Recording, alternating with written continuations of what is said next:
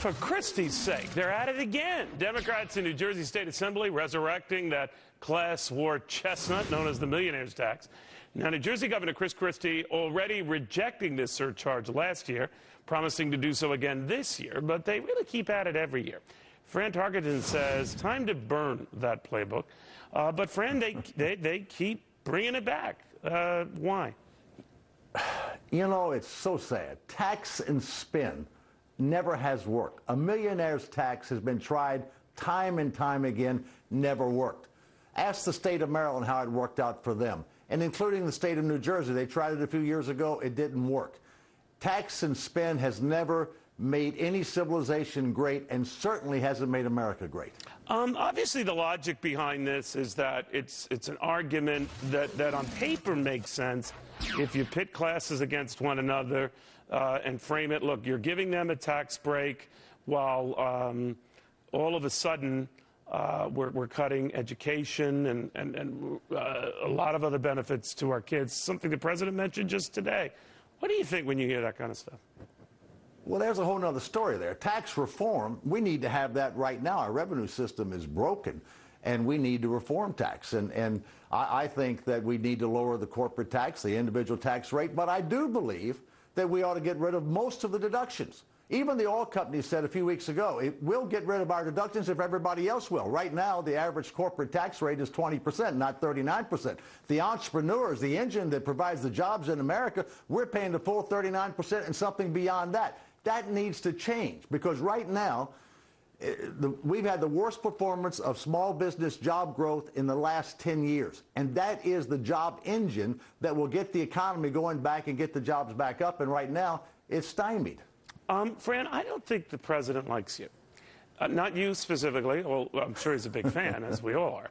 But I don't think he likes successful business guys. I really don't. And I don't mean to say this disparagingly of him. There are many aspects I admire about him.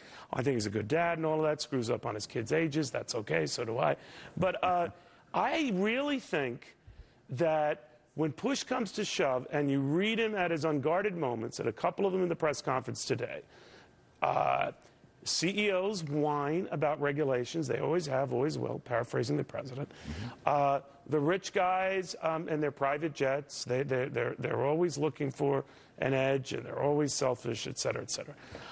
So I think in his heart of hearts, he really doesn't care whether you guys complain. You're in no position to complain. I think you're absolutely right. I think he's a good guy. I think he doesn't understand the private sector. He is not pro-business. He's anti-business.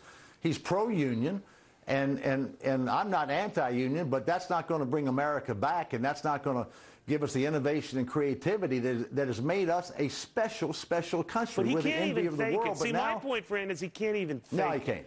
And I think when you can't even fake it, it's hard to make deals, because in your gut, you don't like making concessions to people you intrinsically dislike.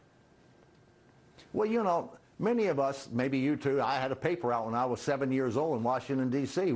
We understand the private sector. We understand work. We understand how that all works. But he never was part of that. Scholarship in high school, scholarship to Harvard doesn't make him a bad guy. He's never worked in the private sector. He does not have an understanding of the private sector. And this is the greatness of America. This is what separates us from all civilizations. And our president, good guy that he is, smart guy that he is, really doesn't get it. Well, my only concern after listening to this press conference today is he's dug in again on this tax thing, and he's going to have to blink like he did last time. So he's going to be embarrassed. His base is going to be ticked off. I guess he's going to figure they have nowhere else to go when they're ticked off.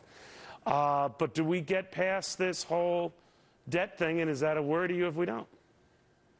Well, at some point, we got to deal with it. We don't have any politicians. A few Republicans come out from now and then.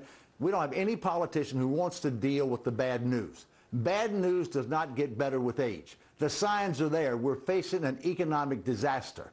And every day that we delay dealing with it, it's bad. All those people in the New Jersey legislature, they know that tax and spend and this millionaire tax is not going to help their state. It's not going to help them recover. It's going to be worse. And that's going to come to us sometime, hopefully sooner rather than later, and we don't become Greece. Because in Greece, it's a disaster. Indeed it is. Thank you, my friend, Fran Tarkenton, very successful businessman. Apparently he had some sort of a football career. I don't know. Anyway, good seeing you, Fran.